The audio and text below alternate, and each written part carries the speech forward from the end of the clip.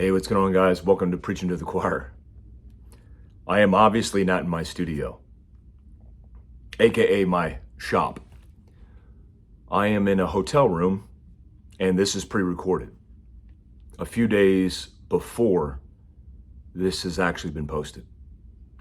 Right now, as you listen to me, I am in another country, and I am doing ibogaine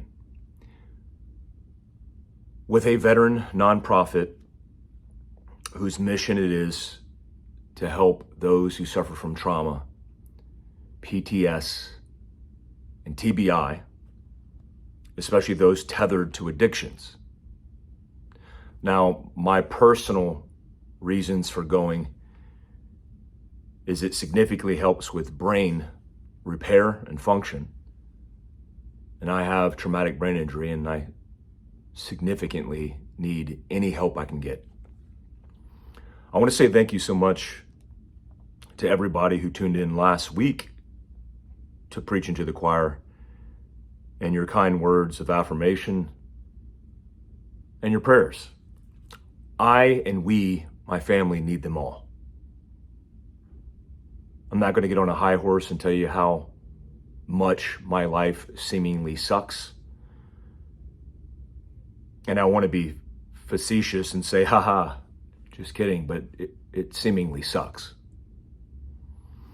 When a father who's fighting for their children with no record of any criminal history of violence is being constantly, proactively detached from their children as a intentional tactic, whether it's they don't like my face, they don't like men.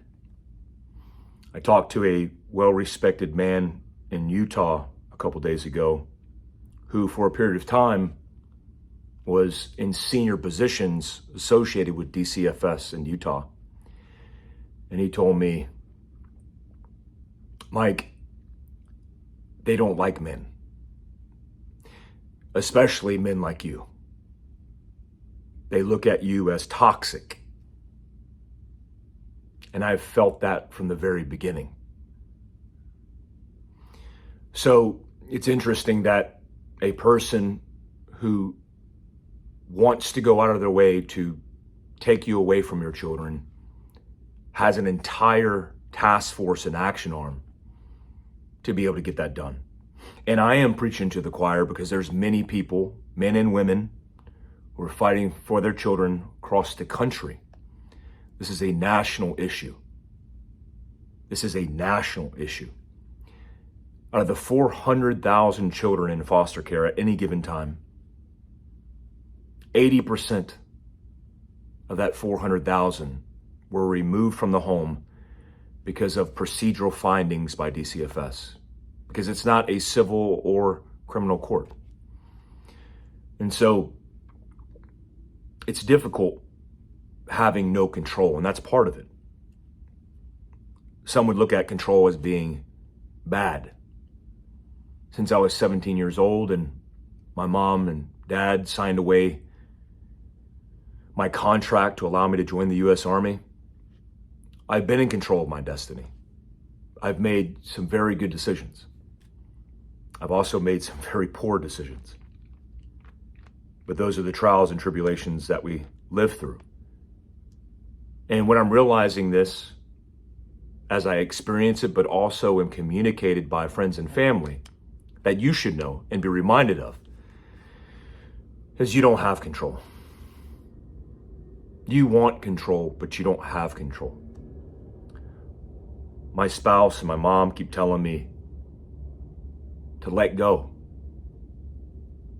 And every single time that I've tried to grasp with control the situation, it has backfired. With all the goodwill and intent, taking what I think is the moral high ground, it has backfired.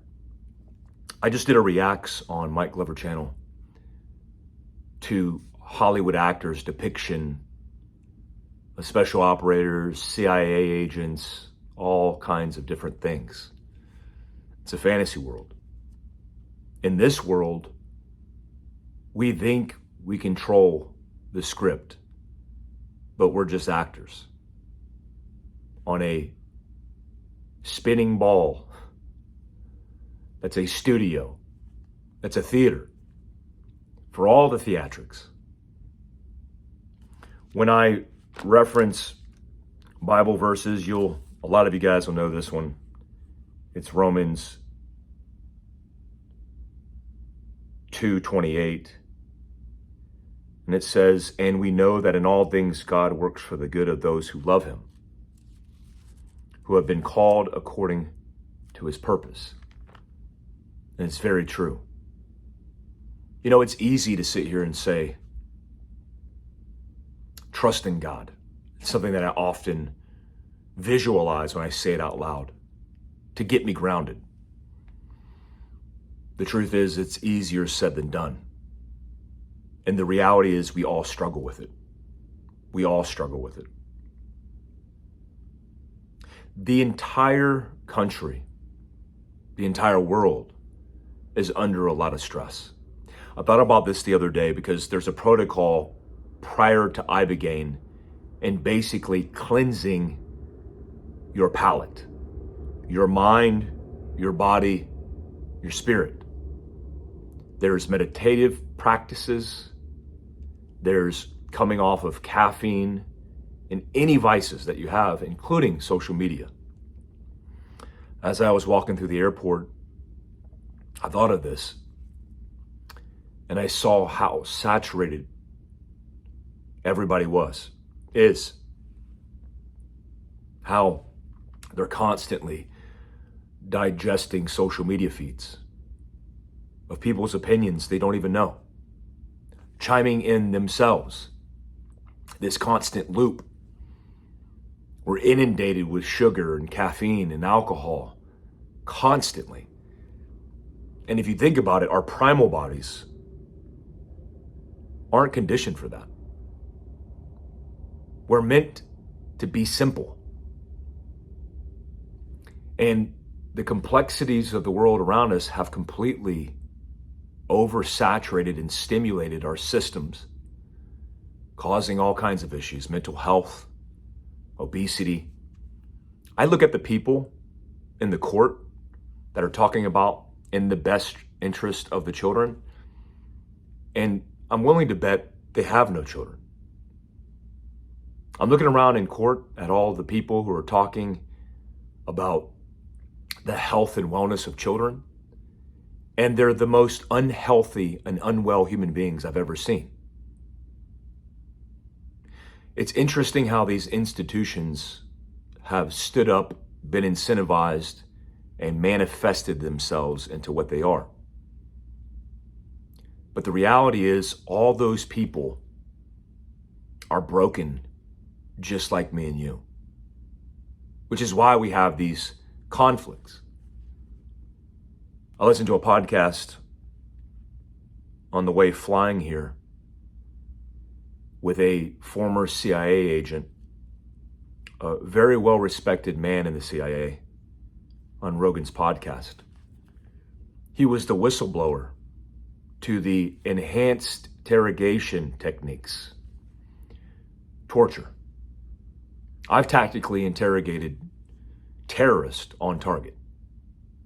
I've been to training specifically for tactical interrogation. I myself have been through several courses. CRC, OCTC, the Operator Advanced course. All these courses have tactical interrogation labs. And you know how to not get information? By hurting somebody. You're not going to get the information when you do that. You have to build rapport, a relationship. The travesty of the conversation had nothing to do about the tactics or techniques used. It was the fact that this man, who had been responsible as the leader of these organizations in the CIA, had captured some of the most significant and dangerous terrorists in the global war on terror. And when he blew the whistle, because he had a moral obligation to do so, he was punished for it. Brennan, who was the director of the CIA when I was in the CIA, he went after this gentleman with a vendetta and was able to leverage and utilize the justice system under Obama to go after him. They put him in prison for 23 months and derailed his entire life. It's a very interesting conversation. One thing I've realized about me, and one of the big errors that I have, is I'm very judgmental. And I often tell people not to judge. How do you like that? How do you like those apples? Don't be so judgmental. At the same time, I'm probably one of the most judgmental people I know. I just don't say it out loud all the time.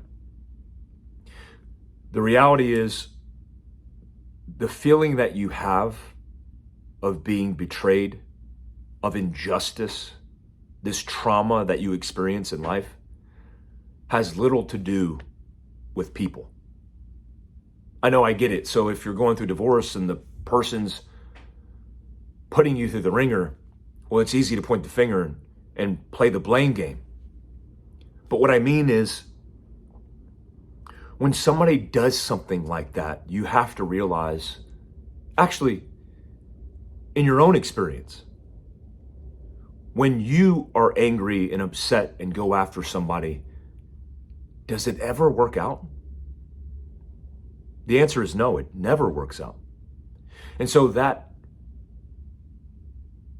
direction and focused energy of anger headed your way, that feels like the world's stacked on top of you, where people, institutions, the world seems to be attacking you.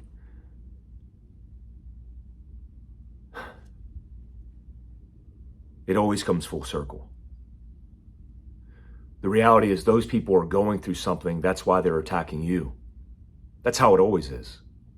You know how it works on social media. Whenever somebody starts attacking somebody in a deliberate campaign, it's always a reflection of what's going on in their heart. I used to catch myself all the time. I would have this trigger, this visceral reaction, and pop off. And I would stop and I would be like, ugh. As I criticize out loud, I'm feeling the feelings inside of me. And the reality is, it's not their issue, it's mine. And that's how it always works. I'm not telling you not to fight, because I'm a fighter. One thing I'll never do is give up on my kids. I don't care if I go 12 additional years until they're 18 years old. And I fight until that day, until they come home to their father. I will fight for my parental rights and my access to my beautiful children. What I'm trying to be better at and no longer do is judge, is hold grudges, and to think that I have control. In special operations, during the setting of a breach where we put a charge on the door, we would do a comms call to the entire assault force that the snipers could hear. And we would say, I have control, I have control. 5, 4, 3. On the T of 2, snipers would initiate. And then on W of 1, we would breach the front door. That's God's call. That's not your call. Trust in God. And when you're having a difficult time, like I am every single day, many moments in the day, I say that out loud. Trust in God. I'll be back next week on the Mike Force podcast talking about this experience with Ibogaine. I appreciate you guys. I love you guys. God bless. Bye, guys.